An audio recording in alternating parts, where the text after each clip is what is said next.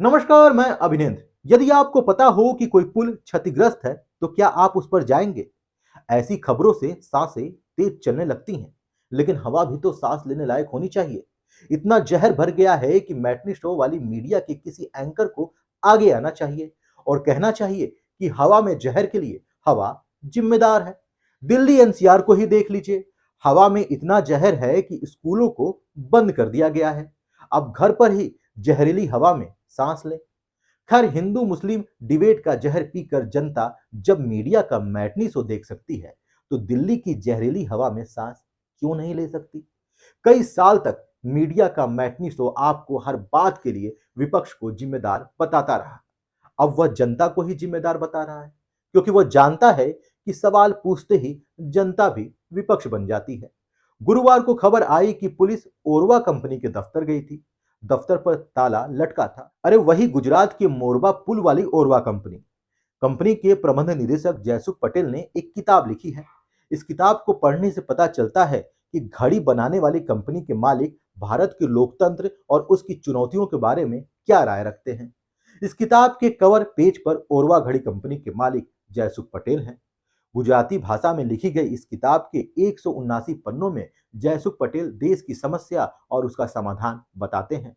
जयसुख पटेल ने लिखा है कि मुझे लग रहा है कि करप्शन के चक्कर में भारत को सिर्फ डिक्टेटर ही मुक्त करा सकता है और देश में ऐसे लोगों की जरूरत है।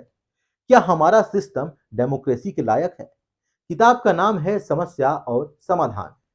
इसे पढ़कर लगता है कि जयसुख पटेल के हिसाब से देश को तानाशाही से ही सुख मिल सकता है।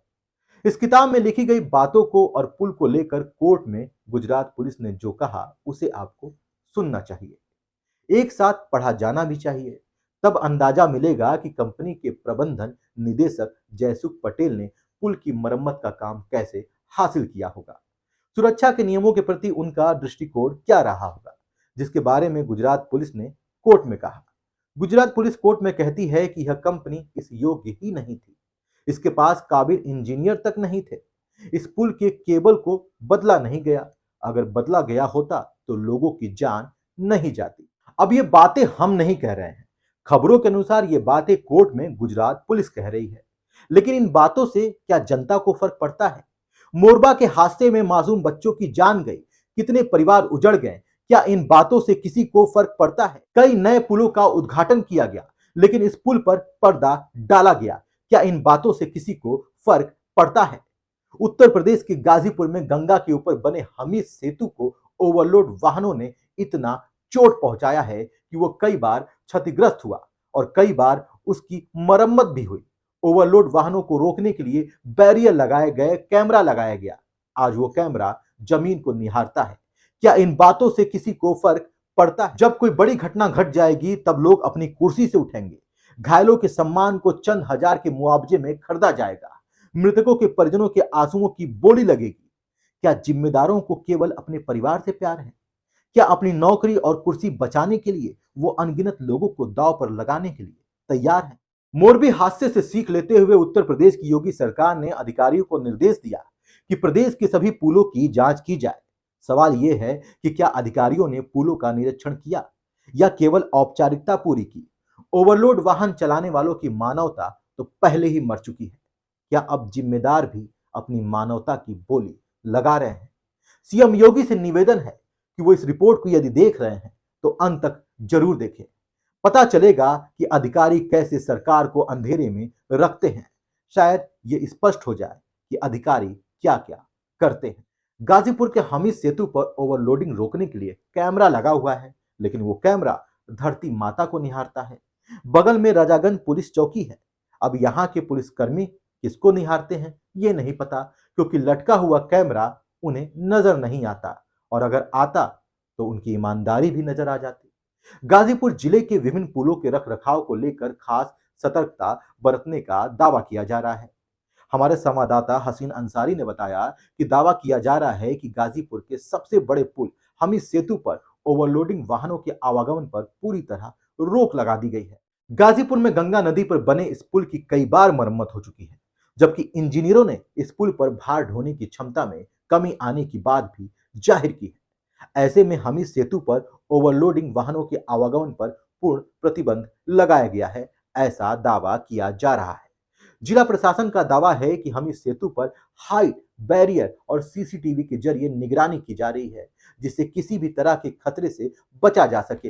फिलहाल गाजीपुर में अन्य किसी भी पुल को लेकर किसी भी तरह के टेक्निकल डैमेज की बात सामने नहीं आई है, लेकिन जिले के अन्य पुलों की भी जांच की जा रही है और जिले के सभी पुलों के रखरखाव को लेकर सतर्कता बरती जा रही है। देखिए, जो गंगा पुल की आप बात कर रहे हैं उसमें ये शिकायत आई थी। इंजीनियर्स ने बताया था कि उसकी स्ट्रेंथ कम हो गई है और ओवरलोडेड वाहनों की को धारण करने की क्षमता उसकी नहीं रह गई है। इस कारण से पूर्व में वहाँ पर हाइट बैरियर लगाया गया था और सीसीटीवी कैमरेज लगाए गए थे और वही सिस्टम अभी चल रहा है।